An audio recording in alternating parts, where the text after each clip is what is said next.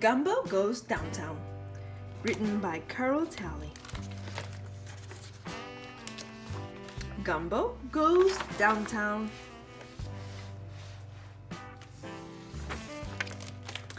My name is Gumbo, and I live in New Orleans, Louisiana, in a shotgun house right on the St. Charles streetcar line. It's called a shotgun house because you can stand in the front door and shoot your shotgun out the back door without any walls getting in the way. Around my house is a chain link fence, and on the fence is a sign, "Beware of dog." That's me, Gumbo. I live with Gus. He takes me on walks. He brushes my coat. He scratches my belly and my back and my ears. I have my own dish and my own bed. Gus means a lot to me, and I mean a lot to Gus. I didn't always know that. One day last October, I was standing watch on the front step when a girl in a polka dot dress poked her chubby fingers through the fence. I knew what she was after. "Can't you read?" I barked, ripping up and down the yard. "Beware of dog, that's me." "Hello, Gumbo," she said, snapping off one of Gus's Miss All-American Beauty roses. That does it, I barked. "You've had it now, you worthless dog biscuit." She just sashayed her polka dot on down the sidewalk, and I stood there feeling like a big nobody. What good is a watchdog if he can't scare anybody?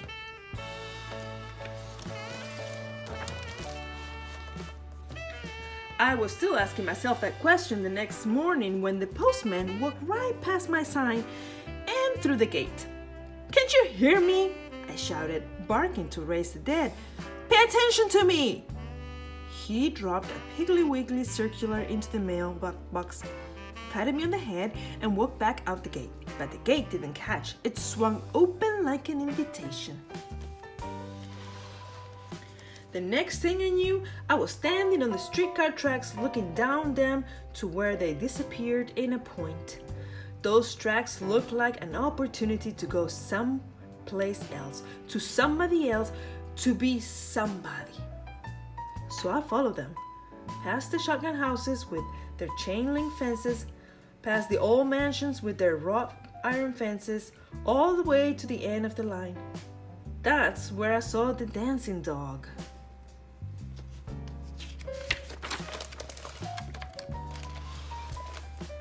By the time I made it across Canal Street, quite a crowd had gathered.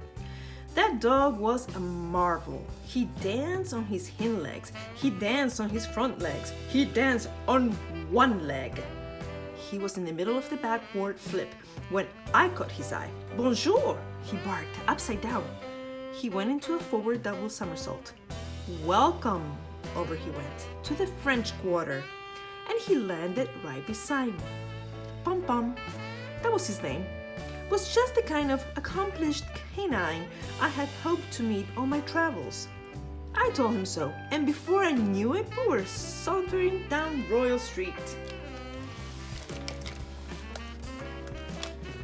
"On our right," said Pompon, "is the all-New Orleans Court building." I couldn't believe my luck to have arrived in such a place, to be greeted by such a dog.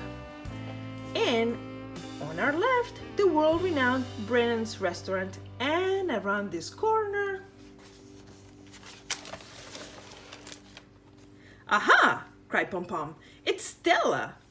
And that's how I met another distinguished resident of the French Quarter, Champion Stella, the Chateau Blanc.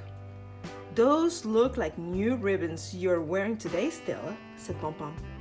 "Yes, best of breed and best of show. Do you like them?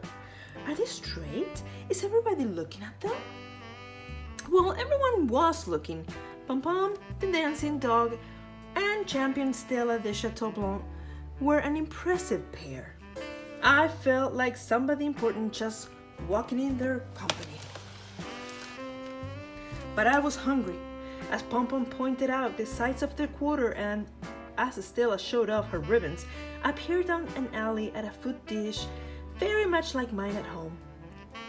"Notice, if you will, the ironwork here," I heard Pompon say as I made my way towards the dish.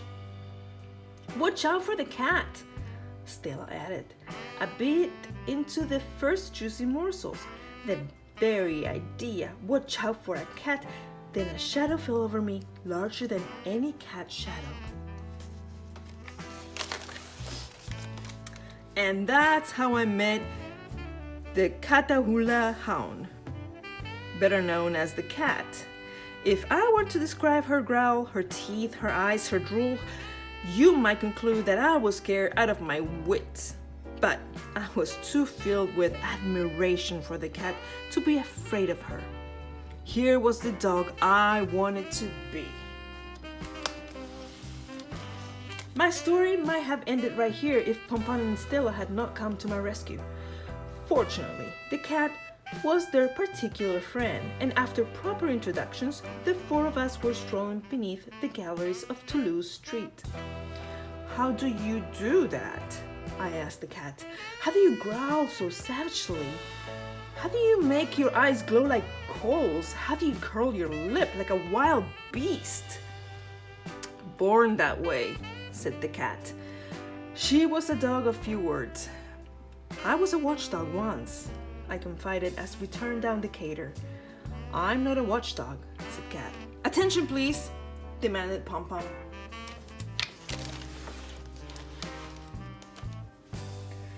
Here's Jackson Square.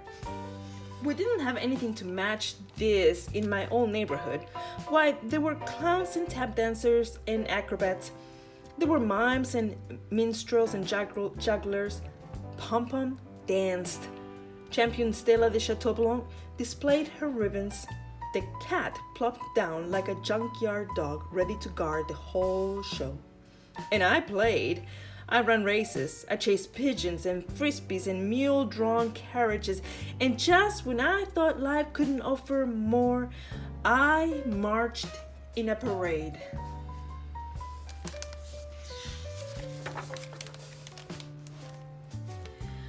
A man took a trumpet out of the suitcase and played a few warm-up notes. I looked up at him. He looked down at me and said, "Okay, buddy, let's go." He started across the square, playing the notes, pointing his trumpet to the sky, then down to the ground, then to the right, then to the left.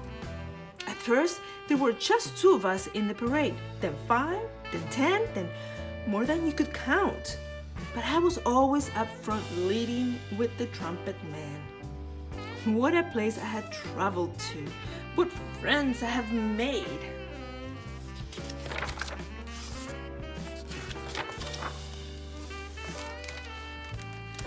And then it was time for everyone to go home. "I'm hungry," said Pompon. "My coat needs brushing," said Stella. "Don't go," I began, but they were gone. Daylight began slipping away. The all-gas lights around the square began to glow. "When the sun goes down," said Cat, "I go on duty." "But I thought you said you weren't a watchdog." "I'm not," she answered. "I'm a guard dog. Different kind of dog. More dangerous line of work. A watchdog like you, well, he just barks." "Just barks?" "Yes, at mail carriers and meter readers and next-door neighbors. A watchdog may do nothing his whole life but bark at harmless people." "But then, what's the point in being a watchdog?" I cried. "The point is," said Cat, "that your owner depends on you to bark, because some night there might be what? There might be an intruder." And then the cat went home too.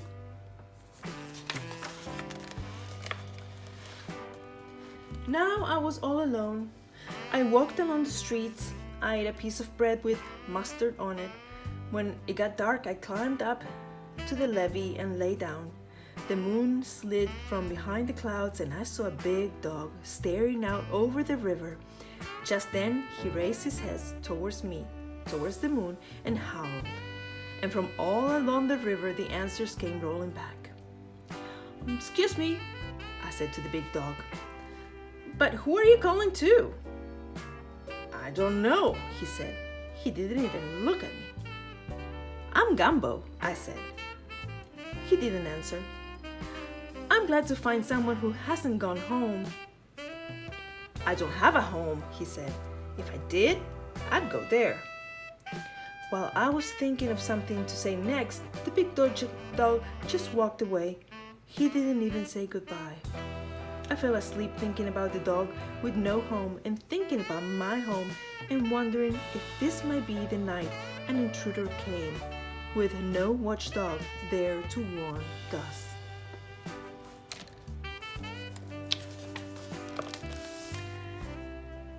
Then the river and I woke up together the next morning. I was really hungry by then. I'm glad I got to see those steamboats and cargo ships and barges and paddle wheelers.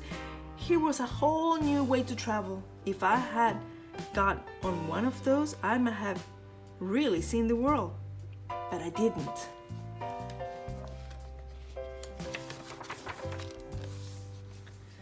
I ran the other way, straight back to those streetcar tracks. I just jumped on board. We rolled away from Canal Street, back past the old mansions and the shotgun houses, and then I could see my neighborhood. We flew by the postman.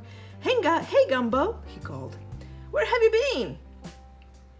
We flew by the girl in the polka dot dress. "Gumbo," she cried. "Where have you been?" Then I went right out the streetcar window because I could see my house.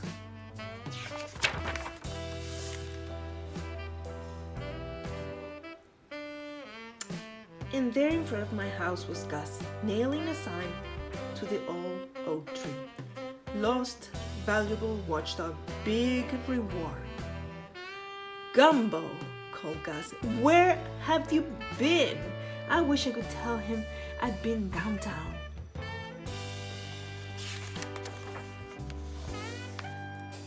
I did not have to tell him I was home.